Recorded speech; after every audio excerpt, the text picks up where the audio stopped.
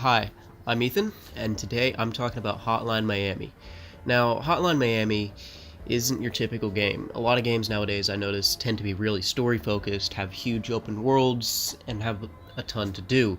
Hotline Miami is sort of the inverse of that. It's not laid back by any means, but it's your typical level-based, simplistic, just have fun kind of game. There is a story in there, and it does actually get kind of complicated. Actually, it's a very complicated story, but it's not in the forefront. It's really if you just want to take a look and delve deeper into the game. Personally, I didn't care for the story both times I've played the games, well, in both games, and ended up just watching a synopsis afterwards. And I gotta say, the story is interesting. And what you do pick up along the way is interesting, I guess. But let's talk about the actual gameplay. So, essentially, you just run around and kill people. It's a top-down twin-stick shooter. You can throw your weapons, you can shoot guns, attract people, but the big, what do I want to call it? The big shtick with this game is that everything is a one-hit kill. Well, almost everything. You die in one bullet, in one hit.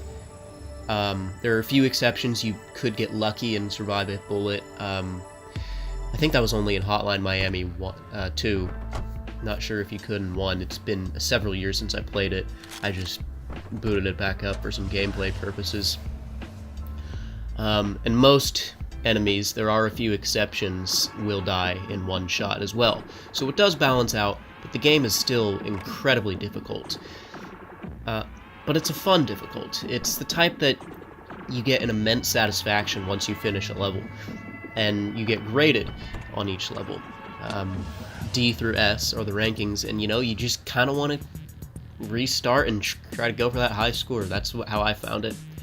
Now, a big part of Hotline Miami 1 is the masks you wear. They each give you a special ability.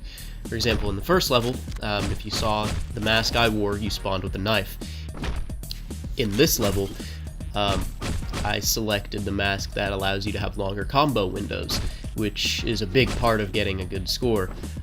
Some levels require you to get upwards of like a 15 to 20 times combo if you want to get the A+ or S rank. And it's not as easy as I make it look. I've edited out a lot of deaths. Well, I am good, tooting my own horn a little bit, but I've played both games multiple times over. I've got A+ on every level in both of them, so I wasn't dying too much, but I was still dying, I've had some friends play it, and it takes them a while to get through the simpler levels. No offense, I mean, I understand, it's a very hard game with a learning curve.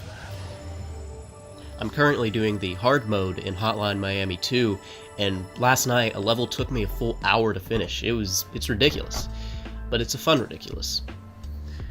Let's go on to the aesthetic and the music of it. It's really great. Hotline Miami 1 is a bit weaker. I initially thought the Hotline Miami 1 soundtrack was better, but after 2, I think I can say that 2 is better. The soundtrack of 1, it's like in half of it, it's like a calming synthesizer electro kind of 80s stuff, but in the actual missions, it's a lot high-paced. I almost want to call it EDM. I'm not 100% sure on what EDM is exactly, or that if this could be called EDM, but it's just really nice. I like it. Back to the masks. Some of them just don't do anything. Like this Oscar mask here, just makes the world look funny. And the retro 80s aesthetic of it is cool. It looks like an old arcade game, and I think that's neat. It really, I mean, it's an arcade-feeling game too. I think it works well with the aesthetic, and honestly, if it was realistic graphics, this game would probably be AO with the amount of blood and gore there is. I mean, could you imagine a game today where you just bash people's heads in with golf clubs? Well, I mean, it does happen in a certain game, but I'm not going to get into that. But the blood and gore, I feel like it adds an intensity. Like, you are supposed to feel something. I mean, you are slaughtering hundreds to thousands of people based on how many times you play the game. I like how once you finish a level, you have to walk through and just see the field of bloodied corpses that you've done. And this mission here has actually a boss. A few missions do have bosses, and usually they're kind of confusing to kill. I find that it doesn't really explain how. I mean, I don't expect a game to tell you how to beat the boss, but in a game where everything is just shoot and then all of a sudden it's not shoot, I don't know. Maybe just have you shoot it a bunch. There's one boss in Hotline Miami 2, you just have to run around in a circle for a minute until somebody throws you a pipe. Now let's move on to Hotline Miami 2.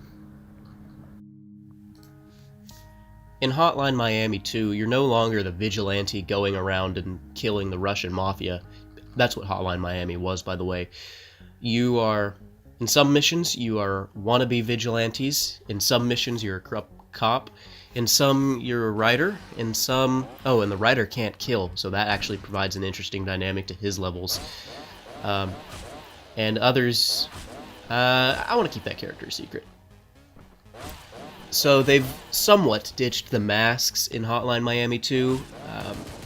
Instead of being able to choose any mask in any level, certain groups, like this is the Vigilante group, you can choose one of 4 masks. There's another guy, I'm not actually 100% sure what his status was. He's this big fat dude. You can choose between 3 snake masks, and frankly those masks kind of suck if I'm being honest. And there are some levels where you play as a soldier out in Hawaii, because in Hotline Miami lore, Hawaii is under invasion by the Russians. You play as him, and he gets a selection of different guns, but his combat works a bit differently because you can't pick up weapons on the fly. You have to use the gun you selected at the beginning. I mean, you get a knife. It changes up things. I'm not sure if it's a good or a bad change in my opinion. I found that those levels were a little frustrating, but at the same time, it's good because it makes you think differently.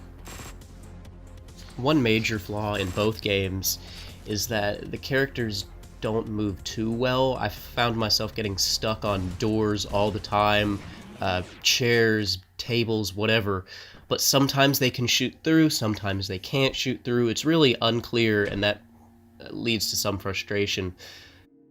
Also, sometimes the piles of enemies will just get so high that you don't know what's going on. Now, I might be making it look easy with these gameplay, but this is what Hotline Miami really is.